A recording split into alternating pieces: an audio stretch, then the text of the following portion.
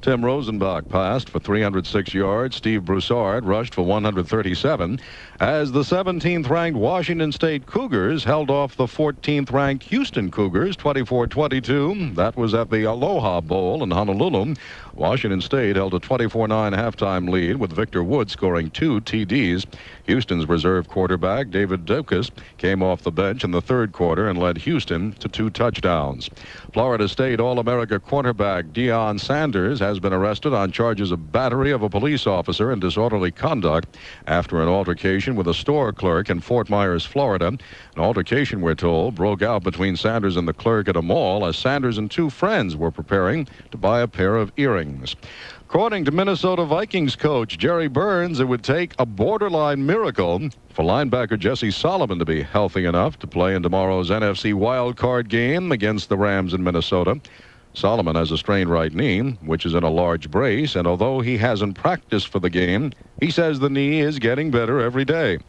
Solomon is adept at playing both the pass and run, and when healthy, he plays almost every down.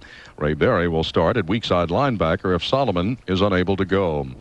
In the fourth quarter in the NBA tonight, Philadelphia leading Washington 106-87. Karl Malone pumped in 31 points, grabbed 12 rebounds, leading the Utah Jazz to a 101-87 Christmas Day win over the LA Lakers. It was the 5th straight road loss for the Lakers and the 6th setback in their last 9 games away from the Forum. Malone scored 21 of his points in the first half as the Jazz opened a 60-49 halftime lead. Thurl Bailey came off the Utah bench to score 22 points, while John Stockton added 21. Mark Eaton chipped in with 9 points and a dozen rebounds. While the NBA scheduled 2 games on Christmas Day, the NHL took the holiday off. A look at the local teams now from News 88's Howard Cannon. None of the local players are complaining that they had the entire Christmas weekend off. The Devils are 6 points out of playoff contention. But Brendan Shanahan says after their recent stretch, he's not worried anymore. I don't think we've reached the peak that we feel that we're going to hit this year, but we're certainly going in the right direction. Considering the way the Devils finished up last year, a lot of folks are now saying maybe that was a fluke. Well, Shanahan says no, he doesn't think so. This is the kind of club that we've got the potential, and when everybody comes around, we're going to be an awesome team. The reason for the early struggle? Well, Shanahan says some guys just couldn't get it together early on. In the meantime, when some guys are having a bit of a tough time like some are, when you're getting 100% from them, it's making up for it. The Devils and Rangers meet at the Meadowlands Monday afternoon. The Rangers are in third, 6 points out of first.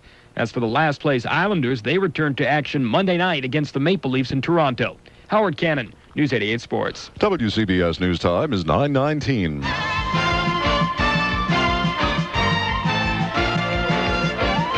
Good news for Westchesterites who work or play in Manhattan. The Beeline bus offers 56 trips a day to and from Midtown from 5:30 a.m. to 11 p.m. With this many daily bus trips, it's now a treat to go to the big city. Evelyn and Irving Weinberg of Yonkers love New York, and they've discovered the joy and benefits of the bus to Manhattan. Very lovely ride. It's convenient and more relaxing, and we get in New York in a short time. And we love to visit the department stores and the financial centers and the activity that goes on there.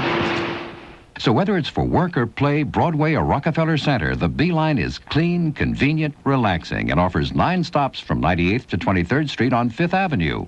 It's the way to go. For more information, call the Beeline hotline, 682-2020, weekdays and Saturdays.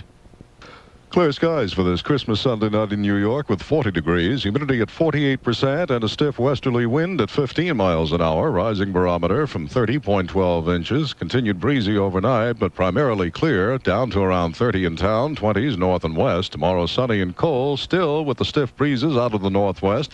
Highs in the temperature department, 35 to 40. For Tuesday, cloudy, possible wet snow inland, rain or freezing rain expected along the coast.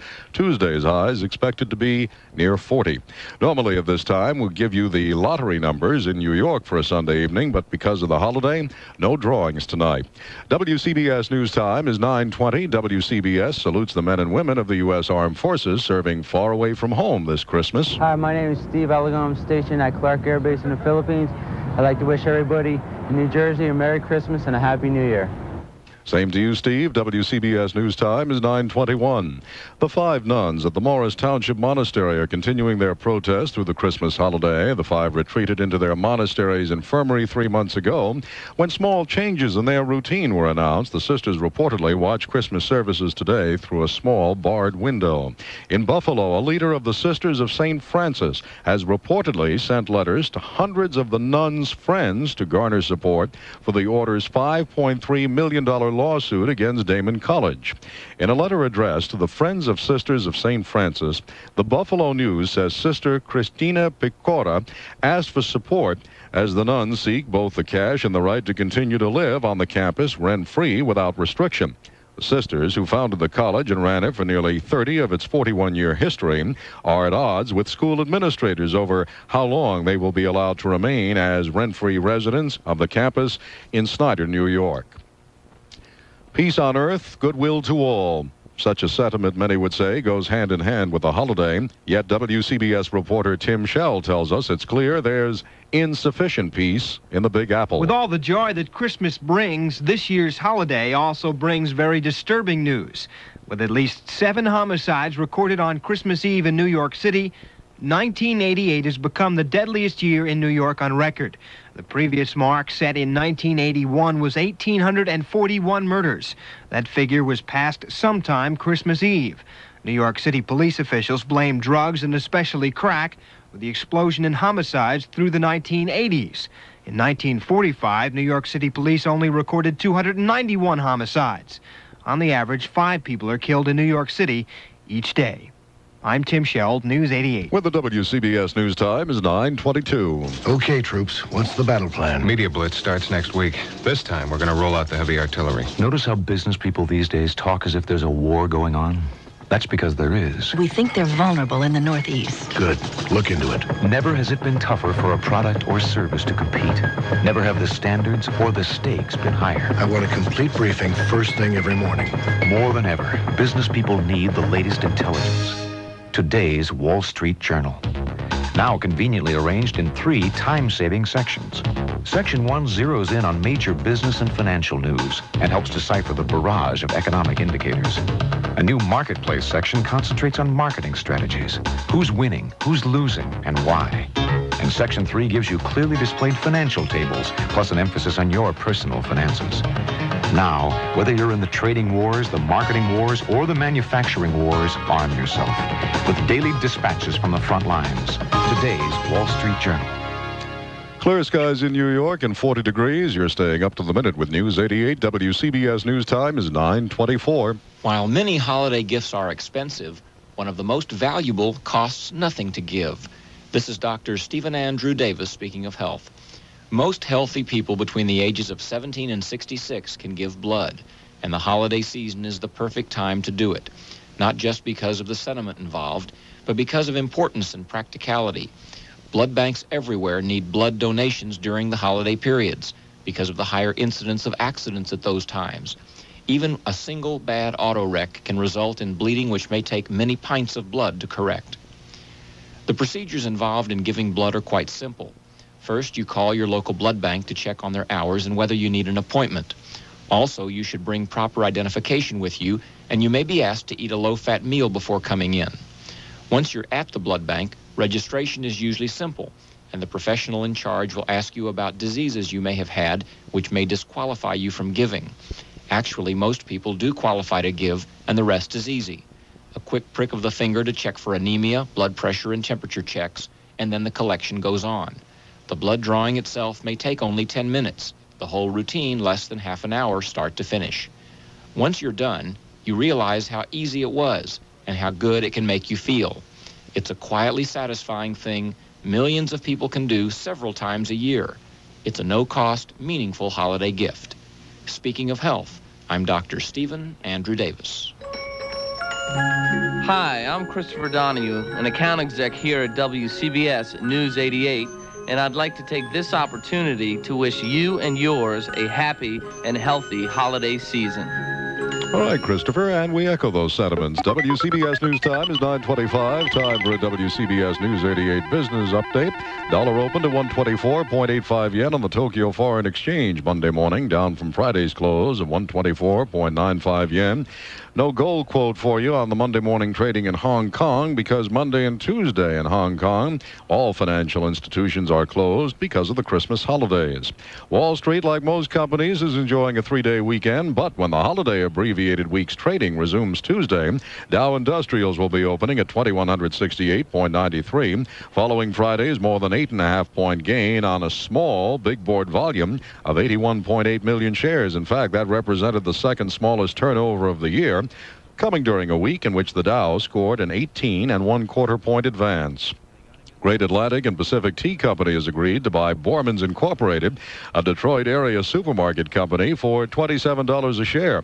Deal is subject to approval by Borman stockholders. The company operates 79 food markets in the Detroit area, while A&P, the nation's fourth largest supermarket chain, has 40 outlets in the Detroit area and nearly 1,200 in 26 states and Canada. Investment news next on WCBS, prepared in cooperation with Barron's Business and Financial Weekly. Here's News 88's Tom Franklin. Gulf States Utility says it's finally seeing some light at the end of a very long and gloomy tunnel. It has suggested bankruptcy in so many filings over the past 2 years that the B word is viewed as old hat. But Barron's, the National Business and Financial Weekly, says the worst may well be over. Gulf States, based in Beaumont, Texas, supplies power and light to 550,000 customers in southeast Texas and South Louisiana. For almost 3 years, it's waged a battle with state regulators for rate adjustments to compensate for a $3 billion investment in a nuclear power plant. In addition, it's involved in a dispute with the Southern Company that could cost more than $1 billion and would certainly mean bankruptcy in the event of a negative ruling. In the meantime, Gulf States has tightened its belt and from an operating viewpoint is showing improvement. So with some rate relief this year and improving conditions along the Gulf Coast, the company has stabilized and after so many turbulent years, now believes the threat of bankruptcy is behind it. I'm Tom Franklin, News 88. Where we'll update the business news for you again at 9:55 this evening. WCBS News Time is 9:28. Clear skies in New York. Temperature reading of 40 degrees. Humidity at 48%. Westerly wind at 15. Rising barometer from 30.12 inches. Mainly clear overnight, but continued windy. Lows around 30 in towns as meteorologist Rich Adams down into the 20s north and west of the city. Tomorrow sunny and cold. Brisk winds expected out of the northwest. Highs 35 to 40. The director of the mayor's task force on child abuse charges that children are dying because of the lack of funding and poor communication in the city's abuse prevention programs. Dr. Vincent Fontana says, in effect, abused kids are falling through the cracks of the system. And he has a message for Ed Koch. The mayor must now, if it's only rhetoric, then perhaps I shouldn't be chairman of the mayor's task force. But I don't think it's rhetoric. I think he now has to assume responsibility in the fact that these kids are dying, and he said to the commissioners that the child protective system in this city consists of schools, hospitals, drug rehabilitation programs, mental hygiene, and more importantly, the law enforcement people who go in to see domestic violence and seeing kids there that are being abused, neglected, must inform social services immediately so that the perpetrator can be removed or those children can be rescued. Appearing on the Channel 2 Newsmakers broadcast, Dr. Fontana said about 100,000 city children are victims of abuse and that 104 abuse deaths were recorded in the city last year. To work or not to work? Well, when the calendar says December 25th, WCBS reporter Michael Lysak found mixed views from those on the job. Some folks are so filled with the Christmas spirit, they don't mind working on the Christmas holiday, like this security guard. No, I don't mind. I enjoy working. But he's in the minority. This waiter isn't thrilled. Well, it's not the best thing to do in Christmas Eve, but we have to. So we are here to serve the New Yorkers. So we'll have to work. This cashier is just sick about working. I have a bad cold and I don't want to be here, especially on a Christmas Eve. But I guess you have to, right? Yes, I do. If you say you can't come in, your boss may just say don't bother coming in next week either. But some work not because of a boss, but because they need the money, like this street salesman. Because I need some money. Pays for the Christmas presents, and the bottom line for working on Christmas and Christmas Eve. Somebody got to do it, no? I'm Michael Lysak, News 88. We're WCBS News 88. More than just the headlines. Clear and 40 degrees at 9:30. Good evening and Merry Christmas. I'm Bob Gibson. These are the top stories we're covering on WCBS News 88. A dark Christmas day in Lockerbie, Scotland, in more ways than one as the search goes on for additional victims of the Pan Am disaster. Interrupted only by some church services. We'll be hearing from Howard Arenstein and David Ben-Arie. A former Reagan administration counterterrorism official says circumstantial evidence suggests that Syria masterminded a bombing that destroyed the jumbo jet. Crews are now preparing to move mountains of rubble in advance of rebuilding in quake-shattered Soviet Armenia, where the search for victims has ended. An appeal for help for AIDS sufferers is voiced by Pope John Paul II. More than 1,000 of New York's homeless population take advantage of one hotel's hospitality in Midtown to enjoy a hot Christmas meal. We'll hear about that from Tim Sheld. In sports, North beats the South 22-21 in the Blue-Gray game. Washington State takes Houston 24-22 in the Aloha Bowl. Writer and comedian Fannie Flagg joins Don Swaim on the Book Beat. WCBS meteorologist Rich Adams say mainly clear, continued breezy for this Christmas night, down to around 30 in town, 20s across the northern and western suburbs. For tomorrow, sunny and cold, highs 35 to 40. WCBS News Time, 9:31. There's no joy in Lockerbie. The words of one woman during the day in that southern Scottish town, which has become an international dateline because of the loss of Pan Am Flight 103, with all 258 people on board. Soldiers and volunteers spent Christmas scouring the countryside for clues and victims from the New York-bound jumbo jet, taking a break from the grim search only to join saddened townspeople at somber church services. The searchers were joined by about 90 relatives of Americans and others killed in the destruction of the plane. Low clouds and dismal weather grounded search helicopters in and around Lockerbie, where officials say no additional bodies were found today. But the key question remains unanswered, as CBS newsman Howard Arenstein reports. There is still no definite word on what brought down Pan Am Flight 103, but there is plenty of speculation. Most of that speculation centers on terrorism. If a bomb was responsible for the tragedy, security expert Noel Cook, speaking on the ABC News broadcast this week, said Syrian President Hafez al-Assad, feeling left out of the new U.S. PLO dialogue, could be a prime suspect. Whenever in the past, whenever we've seen an initiative in the Middle East that excluded Hafez Assad, there has been a reaction. Senator William Cohn of Maine, a member of the Senate Intelligence Committee, says there should be a reprisal if anyone is found responsible for the crash. I think we should respond in some fashion that would inflict a commensurate amount of pain. It had been reported that among those who died aboard Pan Am Flight 103 was the CIA station chief in Beirut. Oliver Revelle, executive assistant director of the FBI, denied that report.